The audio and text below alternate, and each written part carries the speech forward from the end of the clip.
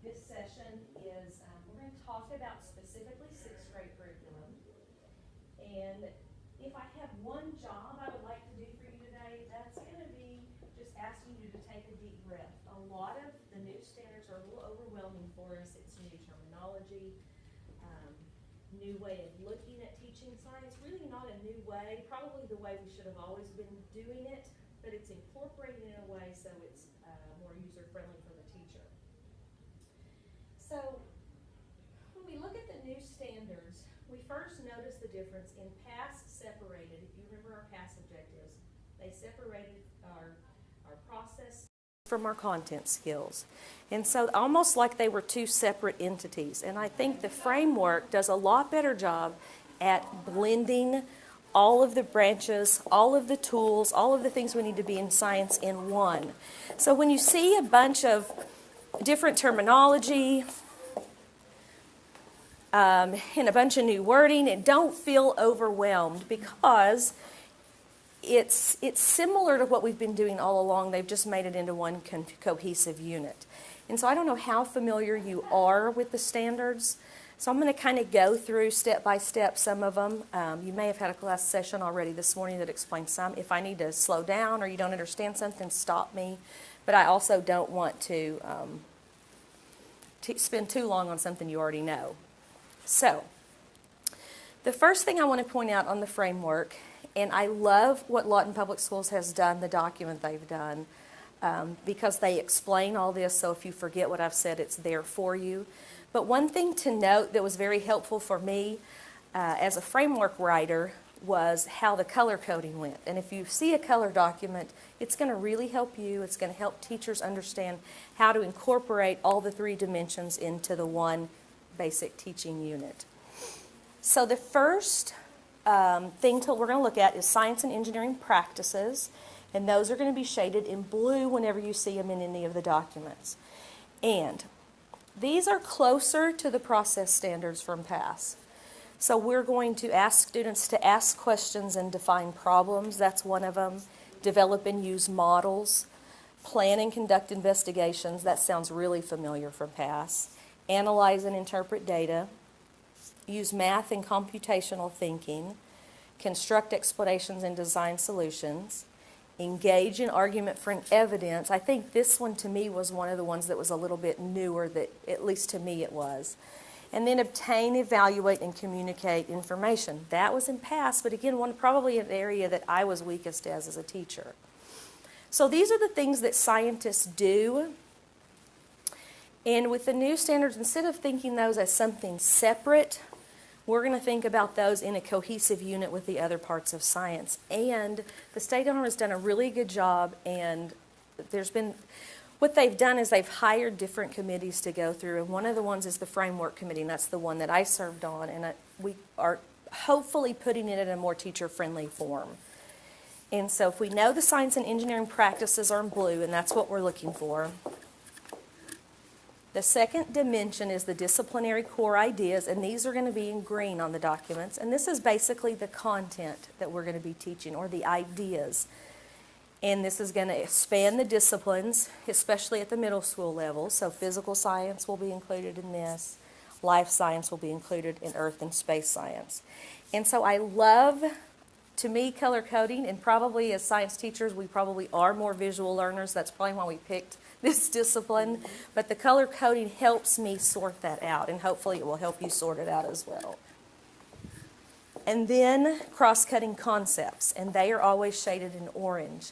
Now these are connections, I think, that we as teachers make, but we've never explicitly pointed this out to students before. I think we know that there's patterns, whether we're talking about patterns in physical science, patterns that happen in life science or earth and space science. And we make all those connections, but we've never been very, at least I haven't, been intentional about pointing those connections across the disciplines to students. And the framework document will help you do that. And so when you're studying one topic or another topic or another topic, hopefully by, our students will get to the point where they'll go, oh, homeostasis is just like this other concept. And so they can make those connections and see science is about connections and processes. So we'll be having them look for patterns. Cause and effect is, of course, a big one because when we do this, this is what happens. So cause and effect will be in there a lot. Proportion and quantity and scale. Systems and systems models, energy and matter. So you have energy in the food web if you're studying that. You have energy in batteries, energy from the sun, all of those. We can go through flows, cycles, and conservation, structure and function, and stability and change. And again, these are connections we make as teachers and probably assume that they're making and maybe not. So we're going to maybe be a little bit more intentional about pointing those out.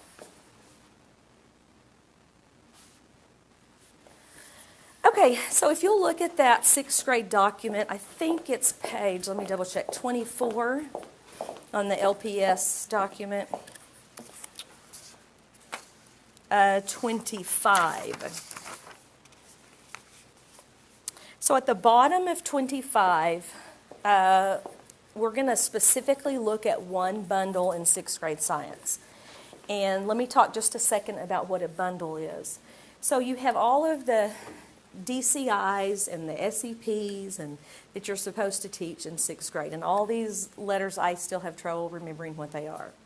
But what I do know is we're incorporating the science, the practices of science with the content, and this is also going to give us how we know if they got the content, which is an important step. So what the framework first did was put topics in bundles. And in this, if you look at the bottom of this page and then the top of the next page, you'll see which 2 topics are bundled there together. And so we made them in smaller units. So you might have 1 or 2 objectives to teach together in a bundle. And just because it made sense teaching those 2 or 3 things at the same time. They work well together, they lend each other understanding well for each other. And the very first thing that we've done once we assembled the bundles, in this bundle we're going to look about is forces. And these would be forces to do with electricity, with magnets, and with gravity. But the very top thing we put after we've listed the objectives are a little section called in lay terms. And so what that basically is, I think of that as being something that a principal or an administrator might look at before they're walking into your classroom to see what you're teaching. Something that they can understand even if they don't have a science background. Also something a parent could look up and go, what are they talking about? Why are they asking me about iron filings? And if a parent wants to look up, they can get the background. Or if they need to, help them with their homework, they can kind of get the gist of what they're doing from in lay terms. So that's more for outsiders than it is for the particular teacher. The second section, the 3-dimensional storyline, I think this would be about being more for the teacher. This is a rundown of what these objectives are, and it gives an explanation. Not a huge explanation, but you can get the information. A teacher can refresh their memory if it's been a year since they've taught these topics, and it'll give a rundown. You'll also notice in that the science and engineering practices are colored blue, the DCI are colored green, and the cross-cutting are orange. And that's just a tool for you. That's so you're going, oh, okay, I am doing all of those things, and if I teach it this way, I'll be hitting all of those topics. So if you want to just take a second and scroll down that bundle of forces, the storyline, just so you kind of have a background, and then I'm going to walk you through how you would use that in the classroom.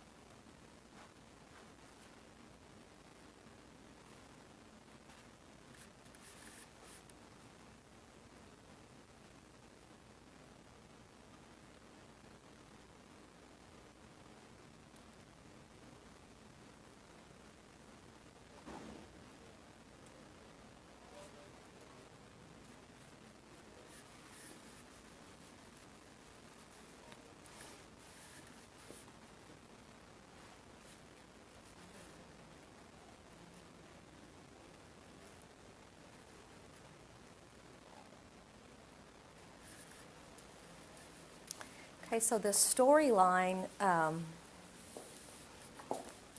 gives you basically an overview as to what our goals are. Okay, that's going to give you a kind of a little refresher course and a direction that we're going to be going. If you look below that, there's some lesson level performance expectations.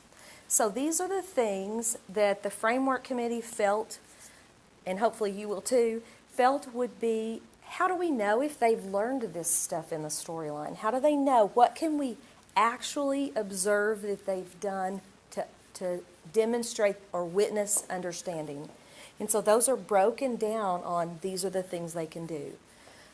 We'll go through one just so you have the experience with looking at it a little bit closer in a minute. The last thing are common misconceptions about this topic. These are all research-based, and I love this idea because you know as a teacher when you've taught it 6, 10 years, you got it. You know where their misconceptions are, what they're going to get. You can nip that, on the bud. But if you are thrown into a new classroom situation the last second, which sometimes we are, you don't have that history and that experience. So these are all research-based misconceptions, and you can see those ahead of time and know where they might struggle and where their problems are. So I love that that's provided there for you.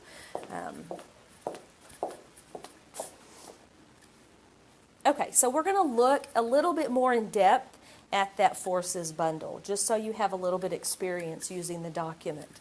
So the two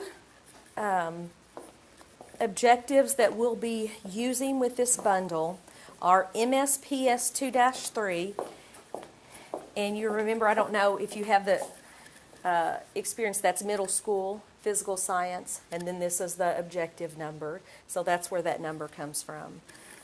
So there's two things we bundled together in this unit. We want to ask questions about data to determine the factors that affect the strength of electric and magnetic forces.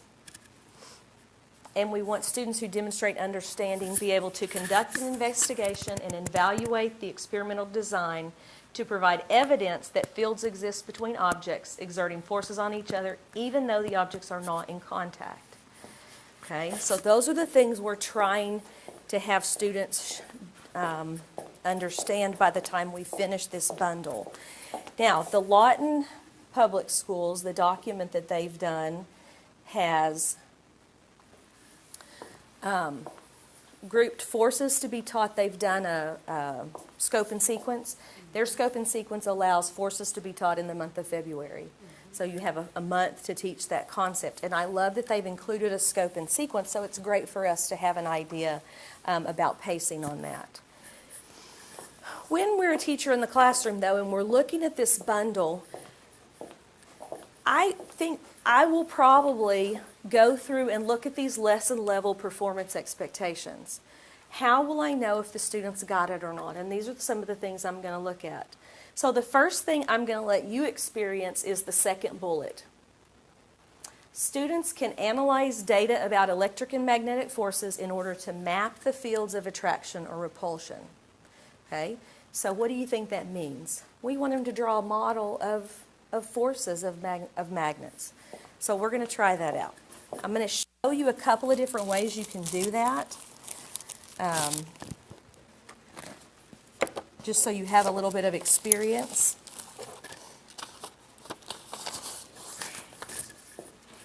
And what the new standards do, I think, a little bit more than how we've done it in the past is it's the learning is student-driven and not teacher-driven. So we want to provide them the opportunity to figure stuff out of their own, back off, and let them have a second to think about it. I know when I went to college, I was so frustrated because I felt like I was great at memorizing and didn't know how to think. And these professors were asking me for what I thought about stuff, and I had no idea. So we are starting at a younger and younger age to provide them with opportunities to have a second to think. Now, in advance, I will say sometimes your brighter students, this is very frustrating for them. They want you to give them the answer. Have you had that experience also? They want to know what the answer because they want to be able to tell you the right answer. And and a lot of times we see a lot greater success with our students who are used to trying to put motors together and maybe not the same kind of students. So I'm not going to at all put you on the spot,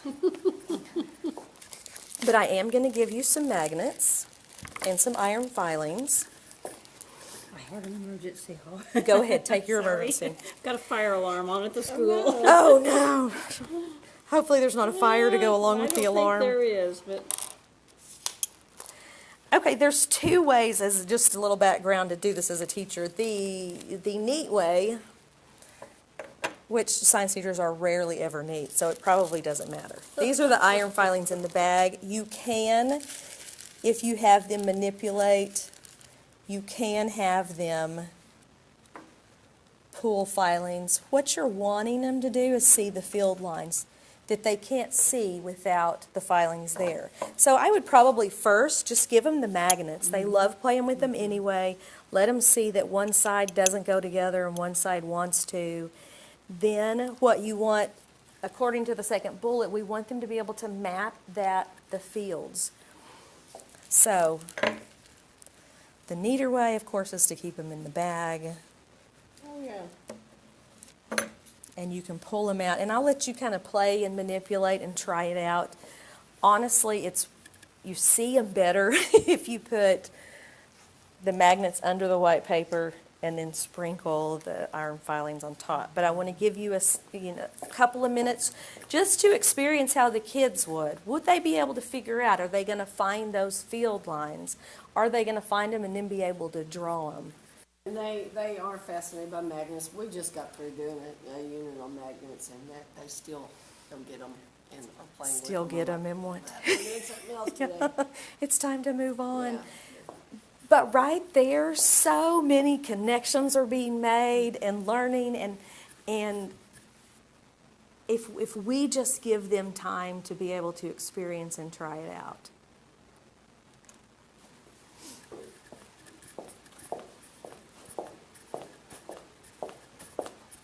Yeah, it's kind of amazing that they do figure things out, like the magnetic field, and when it repels, the magnets, when they'll kind of float, if you put them on a Yeah, pole. yeah. And one of my boys brought up, and he was like, "Oh wow, look at this!" He said, "It's pushing them apart." And he was so excited to figure that out. But he figured it out all on his own, and then if they figure it out on their own, they remember it. Then if we, rather than me just telling saying. them, Yeah, yes. exactly. Trust me on this one.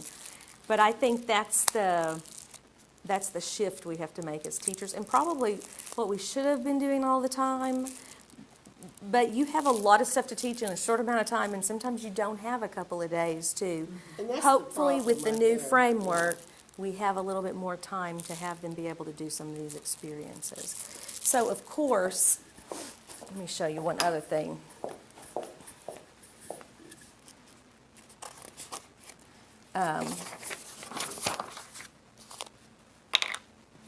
Again, pretty inexpensive tools, and hopefully, funding is what it is. But hopefully we will have opportunity. Let me borrow yours just a second. So if you, the more messy way, but the really easier to see the fill lines.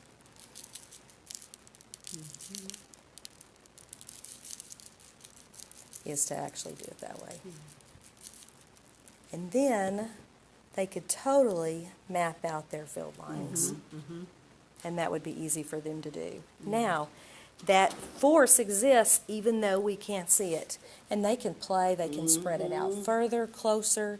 You can flip one of the magnets around and put two of the same poles together.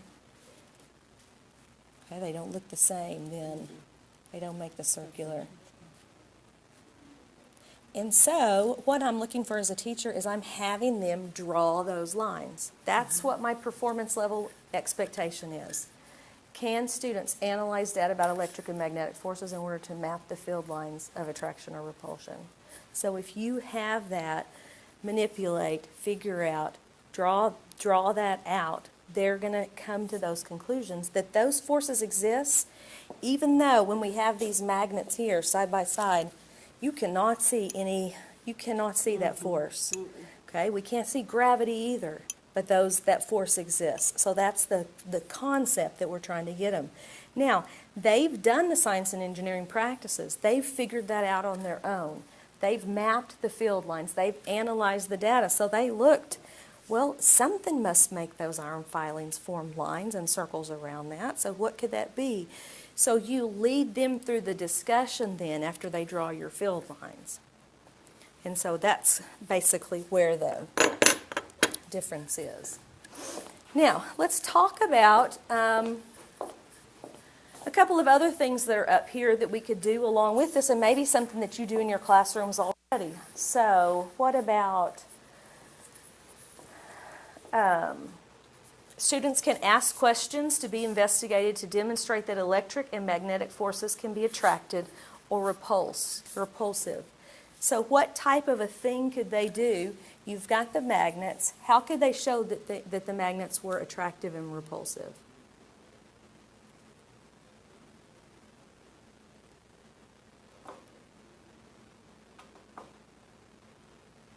How can they show it on Yeah. paper? Well, just how can they show it? Yeah, it can be visual. It doesn't have to be. Okay. Those are. Well, I mean, if they have the color, you know, then they can Yeah. do it in color, you know. And they could, and they could With the actually, three they could map it drives and or draw a whatever. model, and the modeling and the drawing and the mapping is an important one of the learning objectives, because then they're putting something abstract into a concrete form. Okay, what about, let's look, the last section we looked at, and it's probably things you're already doing in your classroom. Students, the next to the last bullet, students can ask questions to be investigated to determine how to increase or decrease the strength of an electromagnet. So you've probably done that in your classroom, where if they wind the wire, are you familiar with that? Wind the wire around the iron nail. The difference is giving them time to figure that out, instead of saying, now wrap it 25 times, now wrap it 10 times, and see how many paper clips it picks up. But a lot of the things that are on here are probably things we're already doing in our classroom. We're just taking some of the teaching, we're taking a little bit of the teaching out and having the learning be student-led instead of teacher-led. We're just backing off just a tad and letting them gain the experience, let them make the connections, let them get frustrated, because it will be frustrating for some of them, and then get the learning. What about the third bullet? Students can conduct an investigation to produce data. So that's the science and engineering practice. They're going to conduct the investigation, demonstrating the forces of static electricity and how these forces are dependent upon distance. Well, we saw that the magnet's forces were dependent on distance. So what about static electricity? That's not magnetic. What is something you could do? What is something maybe you've done in the past? Well, rub the balloon, Yeah. put it on your hair. Yeah, absolutely. So rub the balloon and you can tell. And if the balloon's way over here, your hair doesn't stand up, or the students with the fine hair like mine. But if you get it close, then it does stand up. So that's the things that you're doing, and the students can figure that out. They can design that experiment. Most of them have had the experience with the balloon, so they can try them out. One of the things that I used to do when I was in 6th grade was, and I don't know if you've done that, if you take a balloon and hang it from the ceiling by a thread, and then you draw a little face on it, so it's hanging about face level, and then before they get there, if you'll rub that face with the wool, then whenever you walk by that face, like he follows you, like he's so I would always make that attachment. He's so attracted to me. It is so embarrassing. I'm like, everywhere he goes, he just can't take his eyes off me. Of course, they want to try it, and is he attracted to them too? But as you go around the room now, then you can also take another balloon, a female balloon, rub her with the silk, and then he'll turn his back to her, right, showing the repulsion. So if you do even some type of a demonstration, or just hang the balloon and have them notice that on their own, they can then design an investigation. Well, why is he attracted to her but not attracted to her? okay? And so give them the time to figure that out. And then you come together as a class and you look at their data and you look at this group's data and you compare and see if they can come up with an idea. Of course, it's teacher-led to make sure they end up at the right place, but they probably will, you know, with a little bit of guidance and a little bit of argument. And that's probably the part that's most different for me is the discussion. We're looking at data together, we're combining it, and I don't think I spend enough time letting them argue and sort it out. I think I point to the obvious, and again, some of that's a time constraint, and some of it's probably me just being lazy. Because if we'll just get to the point, we can move on to the next lesson. But all of these things are things that we're probably doing in our classroom already if we just take a second and back up. Now let me show you a couple of things, and then I want to give you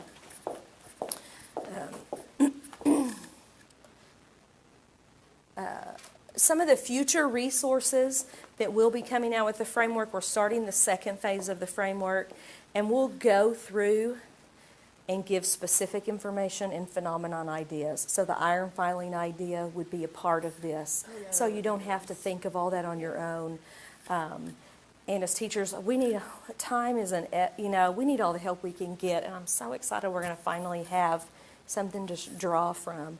And I think eventually there'll be a place where if we come across something good that worked in our classroom, we can share and put that out there for other teachers to use. So we're not all inventing the wheel every year, every time they change a subject or everything. So this is something that will be in the future, certainly within the next school year. But I wanted to kind of walk you through so you would see what this would look like every day in your classroom. And this would be like the phenomenon. And so you would have something that would give you a graphic or a demonstration so you know what you're looking for, which would be very helpful. Yeah, we did an investigation that was in a textbook, and we hardly ever even use our textbooks, but we got enough the other day and we found it. Yeah. We could not figure it out. I mean, It just- it said, do this, do this, do this, and I was like, okay, guys, what are we trying to do here? And they were like, I don't know, what are we trying to do? You know? You're like, I don't know. It was just crazy. Yeah. And so I said, all right, we got bonus points to the group who can figure this out. Yeah. So, and I sat down and worked with the group, and Yeah. we finally came to a conclusion together, Yeah. that this is what they were wanting us to do, and it was just crazy. And frustrating. Yes, and that's we were all probably frustrated. what all But of this will do that's for what I us always tell them too. about science, it's just not always a yes or no answer. It's, well, this didn't work, so let's try this. Yeah. And it was really good the way they worked together. It sounds like that you figured it out and you did it the way you should have done it because nobody knew what to do. And I think that's what we'll have to learn to do as teachers is just to let them have time to sort through it. And, it's okay for us not to know all the answers even. I certainly have to look things up on a... They definitely know this teacher does. I was like, I don't know, guys, let's go find out. Yeah, let's go look, see how that happens. I haven't ever thought about that before. That's one of my famous sayings, so. I have an interesting perspective, I think, in Colorado 3 years ago. But Oh, I'm okay. a principal at a private school, and so they use different standards and, especially based on core. Yeah, right. But anyway, it's been very interesting to follow Oklahoma's metamorphosis, and it's like, okay, well, they're gathering this, like you said, from Minnesota or maybe Colorado. Yeah. And I think we're going to come up with a good project. I've been in public schools for years, so now this is a transition for me, and I'm going, no, they have good stuff. We need to combine and we'll have the best stuff. That's absolutely true. And we've certainly looked at a lot of research at what works and what doesn't. And most of the new objectives fit national science standards, which is where the driving force of all of it is. But if something works, use it, You know Becky Adams? She was AP teacher for Eisenhower High School. I don't. Anyway, I guess she sat on the Oklahoma committee for Okay. years. But it's been fascinating. Our science teacher had to move, and she has stepped in for us only for this Just to brief fill time. in. And Yeah. I want one. I want a clone. Yeah. If only. Yeah. Well, about the time we really get good at something, they'll move us to a new grade level or something, Yeah. and then we start all over. But, but I think it's exciting, and it's a step in the right direction. I've always felt started my career in Texas in a big district, and now I'm in Oklahoma in a little district. And I had, when I first started teaching, here's everything we want you to teach. Here's the magic supply closet, here, and then all of a sudden to go into a very small district where it was like, go get them, slugger. It was like, what? Teacher's manual? Oh, we don't have one of We those. don't have You those. know? I actually started in Berkeley Net, and I thought, why did I ever move? Yeah. So hopefully, and I know it's a step in the right direction, and I think, thank goodness we're going to have, okay, here's some resources. Here's a great starting point. And hopefully it'll morph into, this is awesome, you're going to love this, and here's a great way to teach it. They do want to be flexible and let teachers still have some flexibility and be able to put their own spin on things. So they're not going to make it where it's, you've got to do this activity and you've got to do this lesson this way, which I appreciate. Because sometimes you have a different kind of student, and sometimes you have to change even hour to hour in years. You have some classes that they get this concept like this, and then the afternoon class is like blown away by it. So the flexibility they've left in there. This is a couple of websites I wanted, and I have a sheet actually. I'll let you take this. If you aren't members of these, I've found these very helpful. One is the OK Sci Facebook page if you're a Facebooker. Just when Tiffany finds something new or wants to bring our attention, she'll post something and it automatically comes up on your feed. There's one specific to middle school. If you are a principal, there's also biology-specific ones, physics-specific. And so, and teachers are in, we're each other's greatest resource. And so they're always in communications. If they find a great workshop or they find a great activity that they've done, they'll post it on there, and then you get the notification. Okay, science teachers, I heard Tiffany present that one in the morning session. That's got everything we need to know. The Lawton Public Schools, this document with that's going to save my life, make my life easier in Frederick. I asked Megan, I'm like, Megan, I want to use it in my classroom. I want to use it for my scope and sequence. She's like, it's out there. Lonnie says, it is out there. It is free for the using. So it's certainly a great place for teachers to start. And then this last website was one that just was released this week, and I do want to show it to you.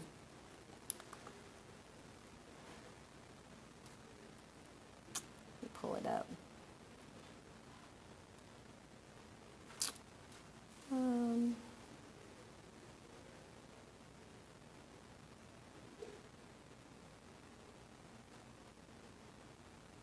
I must have X'd out of it. Let me pull it back up. Let me put it back on.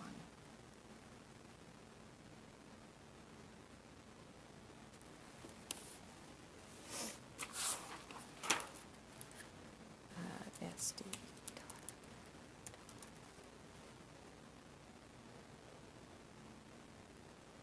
This will be an asset for you to show your teachers if you're a principal, or for you to have. This is the implementation specific website. So if you look on the right side, it's got the science implementation plans, the science frameworks, which that's going to go through the bundles that we've prepared together to save teachers some time. So if you click on that, the teacher can go down to the grade specific level and pull up their framework. Okay, I'll just go ahead and pull it up. That goes through the document, and we'll go through the bundling. They've used that on the Lawton Public Schools site also, but there's also PD, professional development on this tab, which have looked at a couple of those. The PD on your plan. They have YouTube videos that'll walk through the document. So if you need teachers or staff, or you get home and think, what is a SEP? I know that's supposed to be something. Those go through that, and I love a video where someone's talking to me. So those are very helpful. But that'll be a good place to start when you go through the next year. I want to show you one more thing, just kind of as a fun. that you can do to show fields, and this is I'm going to have to go. slime. The alarm's still going. Did they smell smoke?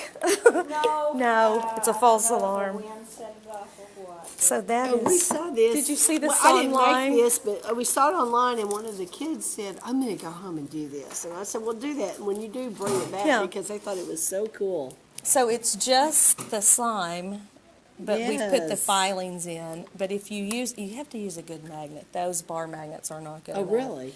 But if you use the good nib, Look at that. it'll just That totally is so cool. Yeah, we. suck it right in. Oh, that is amazing. Yeah, we looked at that, and they thought that was so neat. Yeah, so you'll have to tell them you tried it.